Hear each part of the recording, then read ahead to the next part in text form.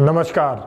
मेरा नाम शिवम भारद्वाज है और आप देख रहे हैं ज्ञानी लॉ। आज हम जानेंगे कि किसी बैंक में लॉकर के ऑनर की डेथ हो जाने की स्थिति में उस लॉकर में रखी हुई संपत्ति उसके वारिसों में किस तरह ट्रांसफ़र होगी। नॉर्मली बैंक अपने यहाँ बैंक लॉकर देते समय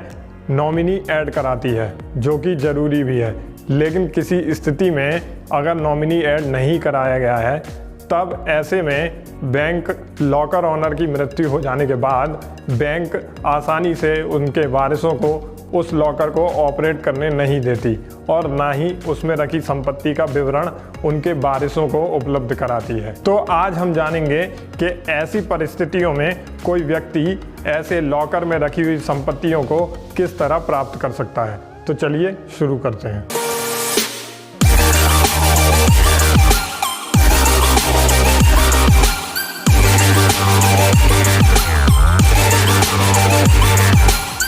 ऐसी परिस्थितियों में जब किसी बैंक लॉकर के ऑनर की डेथ हो जाती है और जहां उसके द्वारा कोई नॉमिनी ऐड नहीं कराया गया है, वहां मरने वाले व्यक्ति के वारिस बैंक लॉकर को अपने नाम से ऑपरेट करने के लिए सिविल कोर्ट में एक केस फाइल कर सकते हैं। वैसे तो किसी व्यक्ति की बिना नॉमिनी ऐड कराए मृत्यु हो जाने की स्थिति में उसकी मूवेबल प्रॉपर्टी जैसे कि बैंक डिपॉजिट, शेयर, डिवेंचर आदि के लिए कोर्ट से सक्सेशन सर्टिफिकेट जारी कराना होता है। लेकिन क्योंकि बैंक लॉकर में रखी हुई संपत्ति के बारे में कोई ज्ञान नहीं होता है, इसलिए ऐसी परिस्थितियों में कोर्ट बैंक लॉकर के संबंध में सक्सेशन सर्टिफिकेट जारी नहीं करती है। सक्सेशन सर्टिफिकेट के बारे में पहले से एक डिटेल्ड वीडियो हमारे YouTube चैनल पर उपलब्ध है, आप चाहें तो उसे देख सकते हैं, लिंक डिस्क्रिप्शन बॉक्स में दिया हुआ है। जहां बैंक लॉकर के संबंध में उसमें रखी संपत्ति के बारे में यह सर्टेन नहीं पता है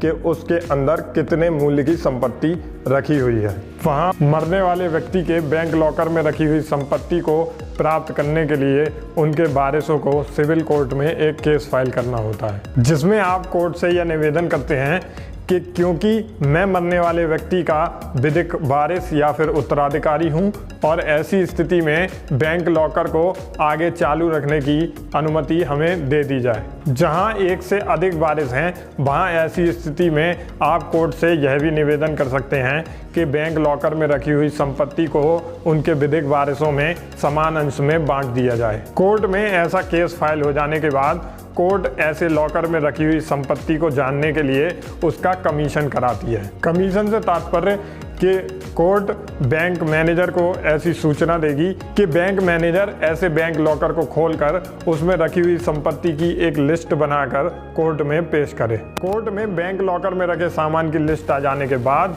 और यदि सभी वारिस आपस में सहमत हैं तो किसी एक वारिस के पक्ष में बैंक लॉकर खोलने का आदेश दिया जा सकता है। और अगर ऐसे में सभी परिस्थितियों की जांच करने के बाद अगर कोर्ट आपको ऐसे बैंक लॉकर को चालू रखने की अनुमति प्रदान कर देता है तो आप ऐसे बैंक लॉकर को चाहे तो आगे चालू रख सकते हैं या उसके बाद में उसकी संपत्ति को ग्रहण कर बंद भी कर सकते हैं। वैसे तो बैंक के स्ट्रिक्ट रूल के हिसाब से अब कोई भी बैंक लॉकर बिना नॉमिनी की स्थिति में नहीं खोला जा सकता, लेकिन अगर ऐसी स्थिति में बैंक में लॉकर बिना नॉमिनी के खोल लिया गया है और उसके बाद भी ऐसे व्यक्ति की मृत्यु हो जाती है तो आप वीडियो में बताए गए प्रोसेस के द्वारा ऐसे बैंक लॉकर को दोबारा चालू कर सकते हैं और उसमें अपनी अन्य संपत्तियों को भी रख सकते हैं या फिर ऐसे बैंक लॉकर को बंद भी कर सकते हैं। लॉ से संबंधित और इम्पोर्टेंट टॉपिक्स और अधिक जानकारी के लिए आप हमारे YouTube चैनल पर बने रहिए। धन्यवाद।